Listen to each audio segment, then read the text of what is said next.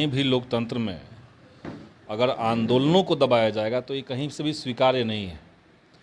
और मोदी सरकार जिस तरीके से विरोध की आवाज़ों को दमन कर रही है, वैसे भी अगर बिहार सरकार करने लगे तो ये तो कहीं से किसी को उम्मीद नहीं है। अनिवार्य है और बिहार को छोड़ के दूसरे राज्यों में एसटीटी की परीक्षा नहीं होती है, तब वो कहाँ से अप्लाई कर पाएंगे उन सीटों पर? यानी वो सिर्फ प्राथमिक पे अप्लाई करेंगे और प्राथमिक में तो कोई सब्जेक्ट वाइज मामला ही नहीं है, तो आप कह क्या रहे हैं? तो इसीलिए हम लोग शिक्षक अभ्यर्थी को क्या कहेंगे, आप आंदोलन कर रहे हैं, आपके आंदोलन के हम समर्थन में हैं। बिहार में शिक्षक अभ्यर्थी लगातार आंदोलन कर रहे हैं, जिसको लेकर के पुलिस प्रशासन की तरफ से कितनी बार लाठीचार्ज भी हो चुकी है, लेकिन फिर भी जो अभ्यर्थी है मानने को नाम नहीं ले रहे। उनका सीधा तौर पर कहना है कि जो डोमिसाइल नीति है वो लागू करे सरकार। और इन्हीं सब मुद्दों पर हमारे साथ बातचीत करने के लिए पालीगंज के विधायक संदीप सौरभ जी हैं, इनसे हम बात करना चाहेंगे, क्योंकि ये लोग तो लगातार विरोध कर रहे हैं सरकार का, इन्हीं से जानते हैं। तो सर, लगातार जिस तरीके से पुलिस छात्रों पर लाठियां बरसा रही है, सर उसको कैसे देखते हैं? सबसे पहले बहुत गलत है। देखिए, कहीं भी लोकतंत्र में अगर आंदोलनों को दबाया जाएगा तो ये कहीं से भी स्वीकार्य नहीं है। और मोदी सरकार जिस तरीके से विरोध की आवाज़ों को दमन कर रही है, वैसे भी अगर बिहार सरकार करने लगे तो ये तो कहीं से किसी को उम्मीद नहीं है। दोनों में कोई अंतर नहीं है। तो छात्रों को ये अधिकार है कि वो अपनी बात कहें।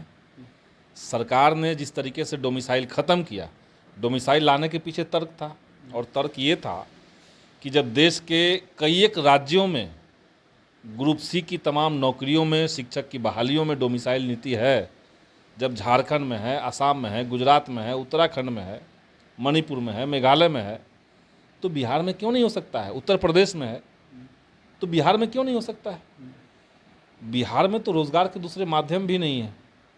यहाँ पर न कोई कल कारखाना है, न कोई आईटी हब है जहाँ पे छात्र जो हैं वो नौकरी करने जा सकते हैं।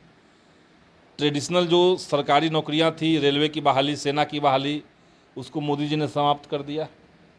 तो बिहार के युवाओं के पास जब विकल्प नहीं था, इस तर्क से डोमिसाइल लाया गया था। लेकिन जब हटाया गया तो कोई तर्क नहीं दिया गया, कोई आंकड़ा नहीं दिया गया। तर्क दिया गया झारखंड, देखिए बस यही दिखा। तो झारखंड में क्या है, 10% सीट ओपन है, 100 में 10 ही सीट ओपन है। आप बिहार में कर देते भाई कि चलिए हम 10% सीट ओपन कर रहे हैं सबके लिए, 90% हम यहाँ के लोगों को लेंगे, 10%। ये आपने किया नहीं अगर झारखंड की बात हो रही तो। और ये कहा जा रहा है कि बिहार में जो शिक्षक की बहाली होती है उसमें फिजिक्स, केमिस्ट्री, मैथ का और इंग्लिश के शिक्षक योग्य नहीं मिल पा रहे हैं। ये कितना बेतुका बात है। वो भी एक शिक्षा मंत्री, वो भी प्रोफेसर। वो क्यों कह रहे हैं मैं बता रहा हूँ। एसटीईटी की जो परीक्षा हुई थी 2019 में, सबको याद है कि उसमें सारे सब्जेक्ट्स में कैटेगरी वाइज सीटें फुलफिल हुई थी। मतलब जिस सब्जेक्ट में, जिस कैटेगरी में जितना छात्र चाहिए था उतना ही छात्र मेरिट लिस्ट में है, और उससे कई गुना ज़्यादा क्वालिफाइड लोग हैं। तो बिहार में जब पहले से ही क्वालिफाइड है, आपने ही एग्ज़ाम लिया है, उसी एग्ज़ाम से लोग क्वालिफाइड कर रहे हैं। अब आप कह रहे हैं कि शिक्षक नहीं मिल रहे योग्य। दूसरी बात कि जब आपने ओपन किया सीट को तो एसटीटी तो कंपलसरी अभी भी है, +2 में और 8 से 10 में हाई स्कूल में।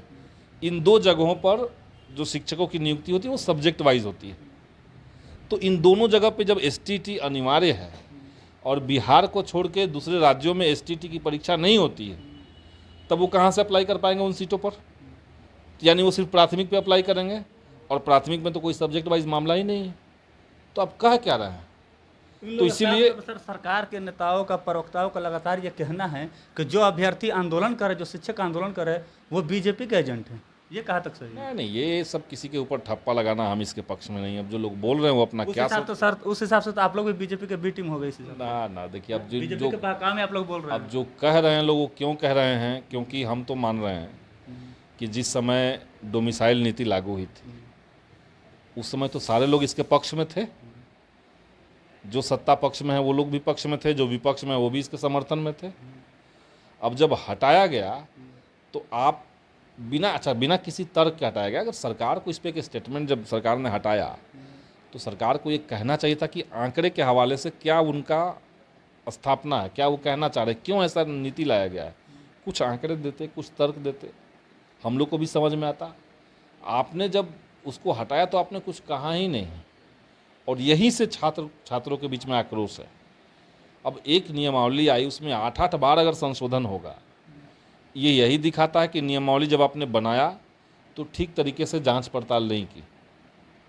और इसलिए मैंने पिछले बार भी कहा था कि कोई भी पॉलिसी अगर बने तो उसमें जो स्टेक होल्डर्स होते हैं, जिनके ऊपर उनका असर होता है, जिनके लिए वो बनाया जा रहा है, उनके संगठित ताकतों से, संगठित यूनियन से आपको बात करनी चाहिए थी।